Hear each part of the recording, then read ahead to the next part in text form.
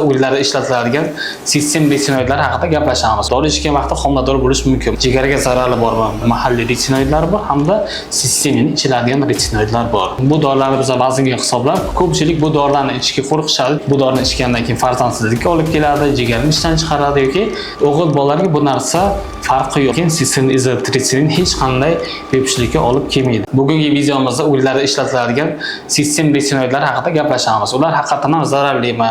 Bepushtlikka olib keladimi? Dori ichgan vaqtda homilador bo'lish mumkinmi? Dori ichgandan keyin qancha vaqtdan keyin homilador bo'lish mumkin? Jigarga zararli bormi? Shularni bugun sizlar bilan batafsil gaplashib chiqamiz. Kelinglar, birinchi bo'lib uriy qanday mexanizmda paydo bo'lishini ko'rib olaylik.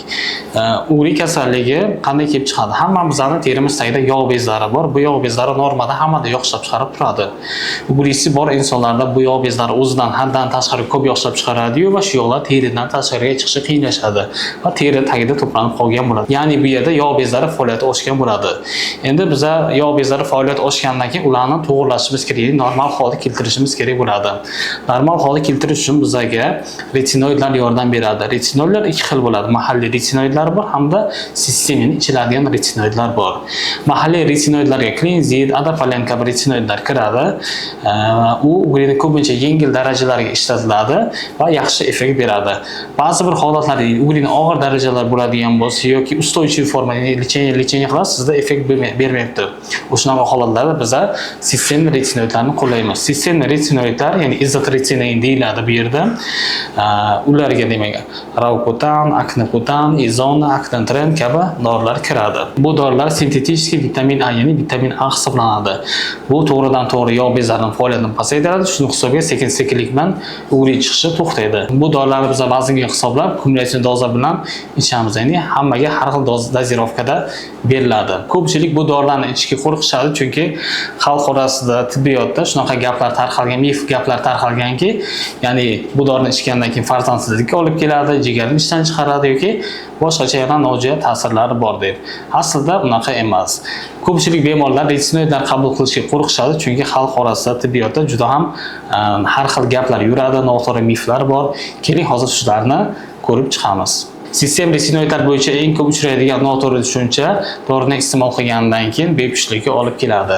Aslida unaqa emas. Sistem retinoid bu vitamin A hisoblanganligi sababli ayollar iste'mol qilgandan keyin dori ichgan vaqtlarda homilador bo'lish mumkin emas. Sistem retinoidlar ichgandan keyin eng ko'p uchraydigan noto'g'ri tushuncha dorini iste'mol qilgandan keyin 6 oydan keyin, 1 yil, 2 yildan keyin farzand ko'rish mumkin, ungacha mumkin emas yoki iste'mol qilgandan keyin u bepushtlikka olib keladi degan har xil gaplar bor. Aslida unaqa emas. Aslida dori ichgan vaqtda homilador bo'lish mumkin emas, chunki sistem izotretinin aslida vitamin A bor, uni ichgandan keyin bu bolaning rivojlanishiga ta'sir qilishi mumkin, ya'ni bola rivojlanmaydi, parok bilan tug'ilishi mumkin. O'shaning uchun dori ichgan vaqtda homilador bo'lish mumkin emas. Dorini to'xtatgandan keyin, oxirgi tabletkani ichib bo'lgandan keyin 5 haftadan keyin homiladorlikni reja qilsa bo'ladi. Bu bo'yicha juda ham ko'p tadqiqotlar qilishgan, hattoki o'sha dorining instruksiyasiga ham bu haqida yozib qo'yilgan. Mana shu informatsiyani odamlar bir-biridan eshitadi. Ya'ni masalan, men sizga hozir 5 hafta deb aytayapman.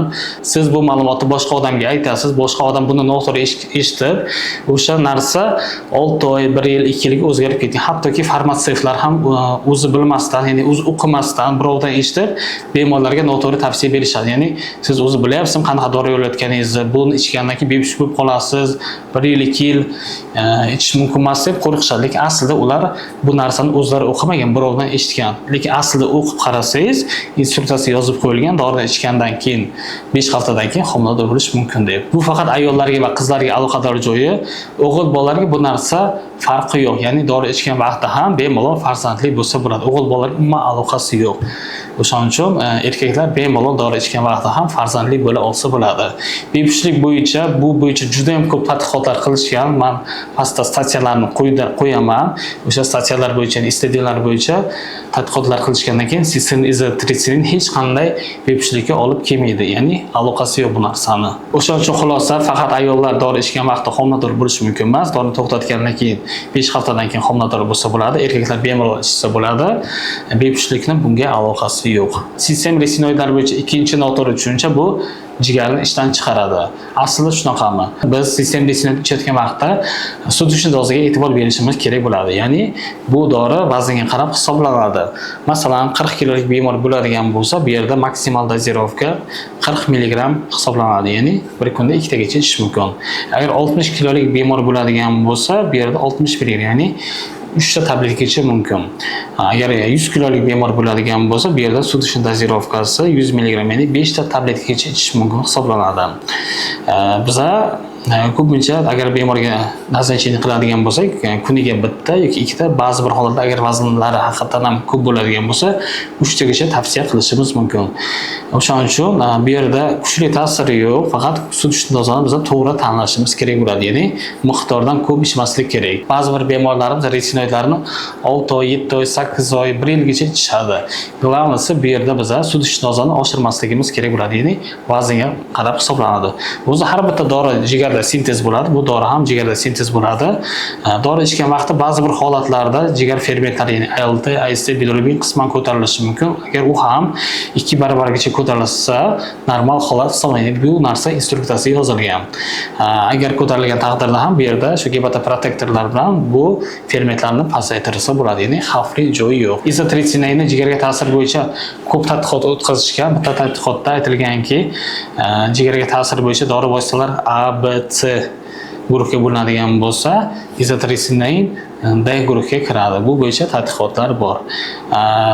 Agar izotretinoidni bizlar spirtnoy bilan, ya'ni aroq bilan taqqoslaydigan bo'lsak, jigarga ta'siri bo'yicha doridan ko'ra spirtnoyning jigarga nagruzkasi yuqori hisoblanadi. O'shaning uchun bemalol vrach tavsiyasi bilan bu dorini qabul qilsa bo'ladi. Faqat biz bu yerda sutish dozani to'g'ri tanlashimiz kerak bo'ladi. Quritadimi, boshqa narsa bo'ladimi degan narsalar bu hammasi mif hisoblanadi. Ya'ni bu shu xalq orasida yuradigan gaplar hisoblanadi. Sistem retinoidlar ichayotgan vaqtda bemorlarda tranzitor simptomlar kuzatiladi. Tranzitor nima degani? Ya'ni dori ichayotgan vaqtda shunaqa muammolar, ya'ni nojo'ya ta'sirlar bo'ladi.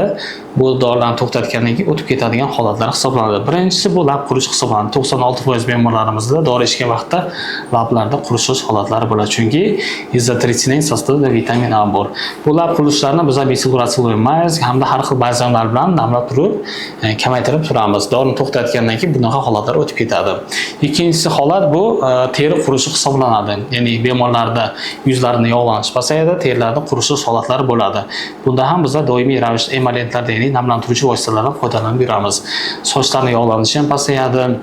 Ba'zilarda dori ichayotgan vaqtda burunda yoki ko'zlarda qurishish holatlari ham bo'ladi. Bu ham normal holat hisoblanadi. Buni shu namlantiruvchi burunga spreylar bilan, ko'zga tomizalik namlantiruvchi tomchilar bilan bartaraf qilsak bo'ladi. Bular hammasi dori ichgan vaqtida bo'ladi, dorini to'xtatgandan keyin o'tib ketadi. Bu videodan xulosa, shu dori bo'yicha mutaxassis bo'lmagan insonlarning tavsiyasiga hech qachon ishonmang, chunki ular bu ma'lumotlarni birovdan eshitgan, birovdan o'qigan bo'lishi mumkin, lekin ular hammasi noto'g'ri hisoblanadi. Aslida ulardan so'rab ko'rsangiz, qayerda o'qigansiz, faktni keltirib bera olasizmi, shu bo'yicha tadqiqotlarni ko'rganmiz deb aytganingizda, ha birov aytgan, shu birovni aytganini mana sizga aytayapman deydi. Mana shu ma'lumotlarni hattoki aptekachilar ham aytishadi, o'zlari aslida ularni bu narsaga aytishga haqlari yo'q. Buni faqat vrach dermatolog aytish kerak. Shunday holatlar bo'ladiki, hattoki vrach dermatologlar ham har xil eski ma'lumotlarni yoki eski bilim bazalarini ishlatib, ya'ni noto'g'ri ma'lumotlar berib, bemorlarni ham qo'rqitishadi.